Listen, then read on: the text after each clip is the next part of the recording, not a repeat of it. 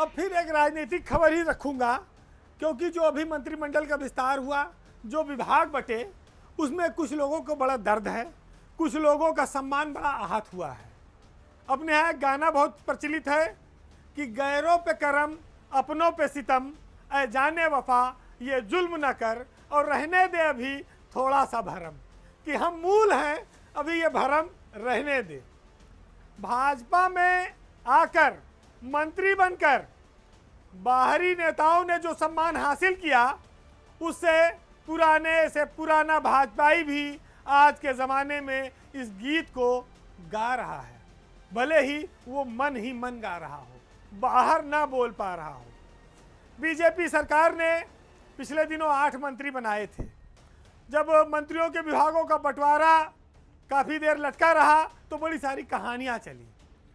इसी के चलते जब विभाग नहीं मिला तो मंत्री अपने जिलों में नहीं गए कि कैसा स्वागत करावा। जब विभाग वाले लोग ही नहीं आएंगे तो स्वागत करने में 4-6 लोग आएंगे, आनंद भी नहीं आएगा।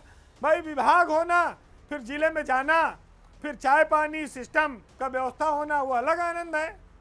तो काफ़ी इंतजार के बाद विभाग बटा, और जब विभागों का बंटवारा हुआ तो समझ लो किसी के ऊपर पहाड़ टूट पड़ा, किसी को बर्फ में लगा दिया गया, और किसी को झुनझुना थमा दिया गया कि बजाओ। मंत्रियों के उत्साह पर घड़ों पानी पड़ गया। 8 में से 7 मंत्री तो माथा पकड़ कर बैठे हैं कि अब इसकी बधाई स्वीकार करें कि कहीं घर में अंदर छुप जाए। जिन लोगों ने समाजवादी पार्टी छोड़कर राज्यसभा में बीजेपी को वोट दिया, उनकी तो चांदी है, और जो मूल हैं, जिंदगी खपा दी, चप्पल घिसा दी, और जी भाई साहब बैठक भोजन विश्राम में पूरा जीवन समर्पित कर दिया, उनको चूरन चटनी में ही निपटा दिया गया। बाकी जिसकी उम्मीद थी पीडब्ल्यूडी महकमे की, जिस पर सारे लोगों की निगाह थी, वो लंबे समय से खाली था, वो किसी के हाथ नहीं आया। भूपेंद्र चौधरी जो उत्तर प्रदेश में बीजेपी के प्रदेश अध्यक्ष रहे, बड़ा कद था, कैबिनेट मंत्री बनाए गए, ये माना गया कि उनको बड़ा महकमा दिया जाएगा, उनके खाते में पीडब्ल्यूडी आएगा, वो भी उनको नहीं मिल पाया। उल्टे उनके चक्कर में राकेश सचान की बलि दे दी गई। राकेश सचान तो ऐसा निपटे कि आखिरी तबादला सत्र में कहीं के नहीं रहे। राकेश सचान के पास से विभाग काटकर एमएसएमई डिपार्टमेंट भूपेंद्र चौधरी को दे दिया गया। बीजेपी के पूर्व प्रदेश अध्यक्ष के कद के हिसाब से ये विभाग बहुत छोटा है, लेकिन चूंकि वो अनुशासित कार्यकर्ता रहे हैं, खुद प्रदेश अध्यक्ष रहे हैं, तो दिल के दर्द को छुपा ले गए। लेकिन इसके बाद जो नंबर आता है वो मनोज पांडे के जलवे का आता है। उन्होंने दिखा दिया कि मेरे साथ आए तो 6-7 लोग थे, लेकिन उनकी गिनती हमसे नीचे है। उनका कनेक्शन दिल्ली का हाई है, और वो बड़ा महकमा लेकर निकल गए।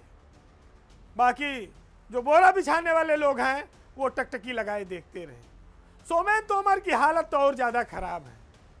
पीआरडी जवान, भूतपूर्व सैनिक, राजनीतिक पेंशन, एक फाइल नहीं, एक योजना नहीं, कुछ नहीं कर सकते। स्वतंत्र प्रभार प्रमोशन तो हुआ, लेकिन मिठाई कड़वी मिल रही है खाने में, मिठाई हजम नहीं हो रही है।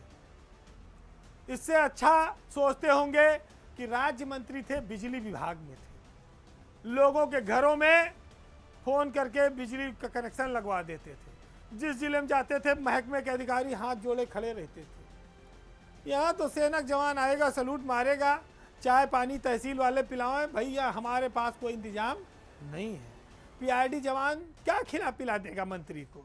अब तो जिस जिले में जाओगे तहसीलदार ही चाय पानी कुछ बिस्किट खिला दे, वो भी वही पार्ले जी वाला और सरकारी वाली चाय, इससे ज़्यादा को उम्मीद न करना। तो जिनके पास चाय पिलाने की व्यवस्था नहीं है, जिस पार्टी में चाय का इतना महत्व हो, वहाँ ऐसे विभाग क्यों दिए जा रहे हैं कि जो चाय भी न पिला सके। बंटवारे की सारी मलाई एक तरफा चली गई मनोज पांडे के पास। बीजेपी के नेता ताकते रह गए, टकटकी लगाए रह गए। मनोज पांडे विभागीय कद के हिसाब से बीजेपी के कई मंत्रियों पर भारी हैं, लेकिन आप उनके बारे में जान लीजिए, उनकी कार्यशैली ऐसी रही है कि वो इंतजार नहीं करेंगे, वो सीधे आते ही बैटिंग शुरू करेंगे।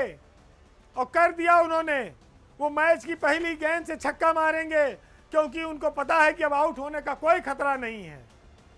सरकार के कार्यकाल का आखिरी समय है, लेकिन जानने वाले इस बात को जानते हैं कि बालू से तेल निकालने का नाम जिन महान पुरुषों के नाम पर, जिन नेताओं के नाम पर यह कहावत रखी गई, उसके कुछ गुण, कुछ उस तरह के नेता आज भी मौजूद हैं।